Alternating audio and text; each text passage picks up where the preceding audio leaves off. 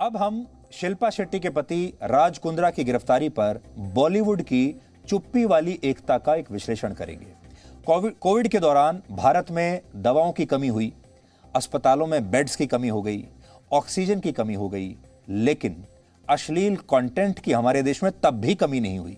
पिछले 1.5 साल में लॉकडाउन ने सब कुछ ठप कर दिया, लेकिन अश्लील कंटेंट अकेला ऐसा धंधा था जिसे कोविड और लॉकडाउन भी रोक नहीं पाया, इसमें कोई भी मंदी नहीं ला पाया। यह तब भी लगातार चलता रहा। ऐसा ही कंटेंट बनाने के आरोप में शिल्पा शेट्टी के पति राज कुंद्रा तो गिरफ्तार हो गए, लेकिन बॉलीवुड के कई नामी गिरामी प्रोड्यूसर्स अब भी कानून की कमियों का फायदा उठाकर इसी कारोबार को आगे बढ़ा रहे हैं। ये ऐसे बड़े बड़े शक्तिशाली प्रोड्यूसर्स हैं जिनका हिंदी फिल्म इंडस्ट्री पर काफी प्रभाव है, और शायद यही वजह है कि बॉलीवुड के ज्यादातर कलाकारों ने, ज्यादातर निर्देशकों ने और लेखकों ने अभी तक इस मुद्दे पर एक शब्द तक नहीं कहा है। आपने देखा होगा बॉलीवुड में बहुत सारे ऐसे निर्देशक हैं, बहुत सारे ऐसे नायक हैं, एक्टर हैं, बहुत सारे ऐसे लेखक हैं जो भारत में किसी भी मुद्दे पर लगातार आवाज उठाते रहते हैं। मान लीजिए भारत में असहनशीलता बढ़ रही है, ये तुरंत सूंघ लेते हैं कि असहनशीलता बढ़ रही है और तुरंत एक्टिव हो जाते हैं। हमारे देश में सांप्रदायिकता बढ़ रही है, लोकतंत्र खतरे में आ रहा है, इन्हें तुरंत एहसास हो जाता है। ये हवा में सूंघ लेते हैं कि लोकतंत्र खतरे में आ गया है, तुरंत उसके बाद ट्वीट करने लगते हैं, लिखने लगते हैं। लेकिन आपको हैरानी होगी कि आज तीसरा दिन है ये सब हुए, लेकिन अभी तक बॉलीवुड में किसी बड़े नाम ने अभी तक ना तो चिंता जाहिर की है, ना ये कहा है कि बॉलीवुड की जो फिल्म इंडस्ट्री है उसमें सफाई की जरूरत है। जिन फिल्मों को हम भारत की सॉफ्ट पावर समझा करते थे, वो अब सॉफ्ट पॉर्न के मुनाफे वाले बिजनेस में बदलने लगी है। और जब बात मुनाफे और लालच की आती है तो सारी नैतिकता को पीछे छोड़कर बॉलीवुड इस रेस में सबसे आगे निकलता जा रहा है। भारत में औसतन एक अच्छी और साफ सुथरी फिल्म बनाने पर 40 से 50 करोड़ रुपए का खर्चा आता है। इसके बाद भी यह गारंटी नहीं होती कि फिल्म चलेगी या नहीं। लेकिन इतने ही खर्च में 2-2.5 हजार अश्लील फिल्में बनकर तैयार हो जाती हैं। अश्लील फिल्मों की 24 एपिसोड की एक पूरी वेब सीरीज बनाने पर ज्यादा से ज्यादा 50 लाख रुपया का खर्चा आता है, जबकि इनसे होने वाला मुनाफा 1.5 से 2 करोड़ रुपए तक जा सकता है। इसलिए यह मुनाफा कमाने की बड़ी आसान सी तरकीब है। और शायद यही वजह है कि राज कुंद्रा अश्लील फिल्मों के बिजनेस में 8 से 10 करोड़ रुपए का निवेश करके मोटा पैसा कमाना चाहते थे। लेकिन राज कुंद्रा इस कारोबार के अकेले खिलाड़ी नहीं है। पुलिस इस मामले में अब तक 11 लोगों को गिरफ्तार कर चुकी है और इनमें से कई लोगों के बैंक अकाउंट्स भी फ्रीज किए जा चुके हैं, क्योंकि इनके बैंक में जो पैसा आ रहा था वो इन्हीं अश्लील फिल्मों को बेचकर आ रहा था। ये लोग कैसे अश्लील फिल्मों के जरिए हर रोज लाखों रुपए कमा रहे थे, हर रोज लाखों रुपए, उसका एक सबूत इस समय मेरे हाथ में है। ये मुंबई पुलिस द्वारा इस मामले में फ्रीज किए गए बैंक अकाउंट्स की डिटेल्स हैं। इनमें सबसे पहला नाम है यास्मीन रसूल का, जो राज कुंद्रा की तरह ही एक ऐसी ही मोबाइल ऐप की मालिक थी जिस पर अश्लील फिल्में अपलोड करके बेची जाती थी। पुलिस को यास्मीन के बैंक अकाउंट में 35 लाख रुपए मिले हैं। इसी तरह इस मामले में सबसे पहले गिरफ्तार हुई एक एक्ट्रेस गहना वशिष्ठ के 3 अलग अलग बैंक अकाउंट्स में 15,45,000, 17 लाख और लगभग 4 लाख रुपए की रकम पुलिस ने फ्रीज कर दी है। इसी तरह अरविंद कुमार श्रीवास्तव और हर्षिता श्रीवास्तव नाम के 2 आरोपियों के बैंक अकाउंट्स में जमा 1 करोड़ 81 लाख और 2 करोड़ 32 लाख रुपए से ज्यादा की रकम मिली है। कुल मिलाकर पुलिस ने अब तक 16 बैंक खातों को फ्रीज किया है, जिनमें 7 करोड़ 31 लाख रुपए पुलिस को मिले हैं, और यह सारा पैसा इन्हीं अश्लील फिल्मों को बेचकर कमाया गया था। और इसमें मेरे पास जो लिस्ट है, अगर मैं आपको सिर्फ अमाउंट पढ़कर बताऊं, एक में 34 लाख रुपए हैं, एक में 15 लाख रुपए हैं, एक में 17 लाख रुपए हैं, उसके बाद एक में 1 करोड़ 81 लाख रुपए हैं, 2 करोड़ 32 लाख रुपए हैं, 30 लाख रुपए, 1 करोड़ 28 लाख रुपए, एक में 73 लाख रुपए हैं। ये सारे अकाउंट्स और उन सबके नाम यहां पर लिखे हुए हैं कि कौन कौन सी ऐसी और दूसरी एप्स थी जहां पर यह पैसा कमाया जा रहा था। मैं ऐप्स के नाम भी आपको बता सकता हूं, लेकिन वो बताना ठीक नहीं रहेगा, इसलिए मैं ऐप्स के नाम आपको नहीं बता रहा। लेकिन बहुत सारी ऐप्स ऐसी हैं अभी आपके मोबाइल फ़ोन पर जो डाउनलोड की जा सकती हैं और जिन पर इस तरह का अश्लील कंटेंट दिखाया जाता है और सब्सक्रिप्शन लेकर पैसा लिया जाता है। राज कुंद्रा की गिरफ्तारी के मामले में पुलिस का दावा है कि वो और उनकी टीम महिलाओं को वेब सीरीज में रोल देने का वादा करती थी, फिर बाद में उनसे अश्लील फिल्मों की शूटिंग कराई जाती थी। जब कोई महिला इससे इनकार करती थी तो उससे शूटिंग पर खर्च हुआ पूरा पैसा वापस मांगा जाता था और फिर उन्हें डराया धमकाया जाता था, जिसके बाद कई महिलाएं मजबूरी में इन फिल्मों में काम करने के लिए तैयार हो जाती थीं और यही इन लोगों का बिजनेस मॉडल बन गया था। आज हमने एक ऐसी ही महिला से बात की जिसका आरोप है कि उन्होंने भी राज कुंद्रा और उनकी टीम से ऐसी फिल्मों में काम करने के लिए बात की थी और राज कुंद्रा और उनकी टीम ने इस महिला को, इस मॉडल को ऐसी ही फिल्मों में काम करने के लिए मजबूर किया था। आप इस महिला की बात खुद सुनिए और फिर हम आपको राज कुंद्रा के लालच की कहानी का पार्ट 2 आज दिखाएंगे। जिस तरह से उमेश कामत ने या राज कुंद्रा ने जिस तरह से मुझसे डिमांड किया था वीडियो कॉल पे ऑडिशन का, तो मैं भी डिमांड करना चाहती हूँ कि उनकी जांच हो, उनकी पूरी फैमिली की।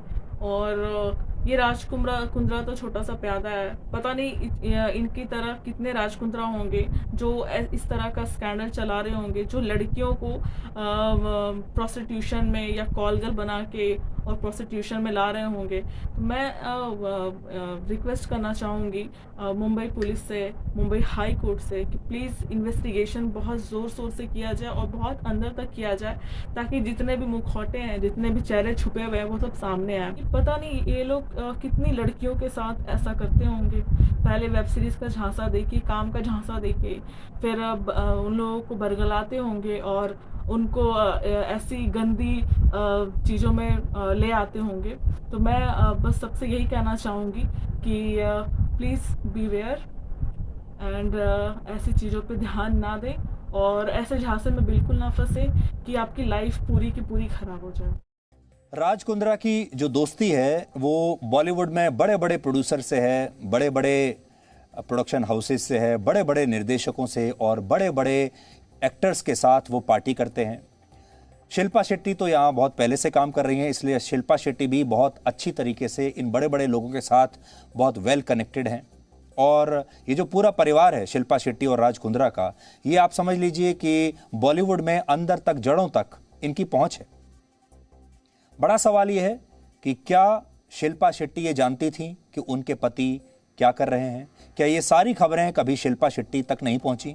क्या शिल्पा शेट्टी ने कभी अपने पति को रोकने की कोशिश की? हम यहाँ शिल्पा शेट्टी को दोषी नहीं ठहरा रहे, लेकिन हम ये कह रहे हैं ये एक जानने वाली बात होगी कि क्या शिल्पा शेट्टी ये सब जानती थी, और जानती थी तो उन्होंने इस पर क्या किया, या वो भी इसमें एक हिस्सेदार थी।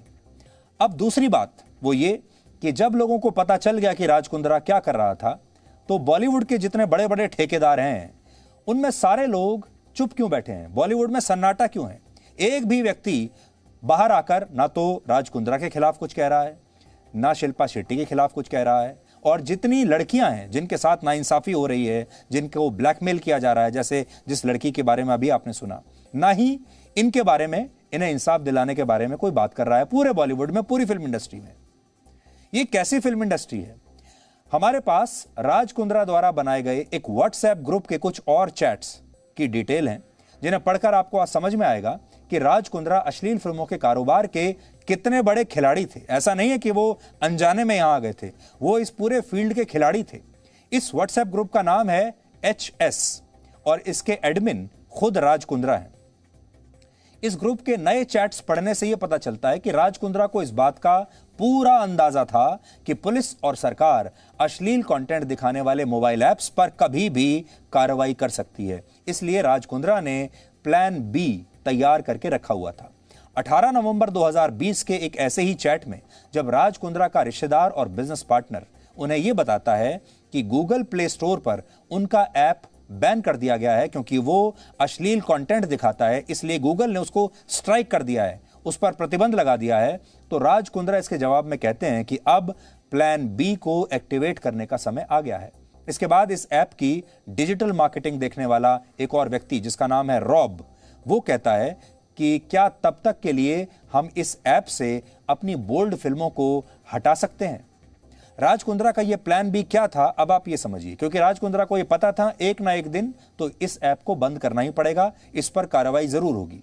10 नवंबर 2020 को, ये वो समय है जब पूरा देश कोविड से संघर्ष कर रहा है। देखिए, पूरी कहानी पिछले 1.5-2 साल की है और ये वो समय है जब हमारे देश में लोग मर रहे थे।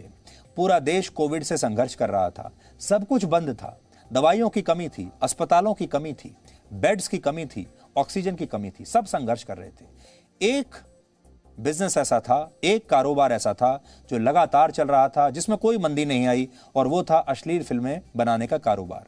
तो इस कोविड लहर के दौरान भी राज कुंद्रा का दिमाग कहां चल रहा था, अब आप ये देखिए। 10 नवंबर 2020 को व्हाट्सएप पर राज कुंद्रा और उनकी टीम के एक और साथी उमेश कामत के बीच एक चैट हो रही है और इस दौरान एक अखबार की एक खबर का लिंक ये लोग शेयर करते हैं। अखबार का एक खबर है, उस खबर में यह जिक्र किया गया है कि महाराष्ट्र की साइबर पुलिस ने ऐसे 7 OTT प्लेटफॉर्म्स को समन भेजा है जो अश्लील फिल्मों का प्रसारण कर रहे थे।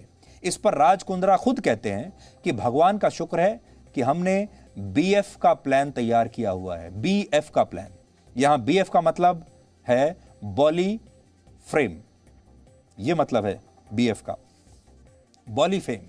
यह भी एक मोबाइल फोन ऐप था जिसे प्लान बी के तहत तैयार किया गया ताकि अगर पहले वाला ऐप बंद हो जाए तो इस ऐप को लॉन्च किया जा सके।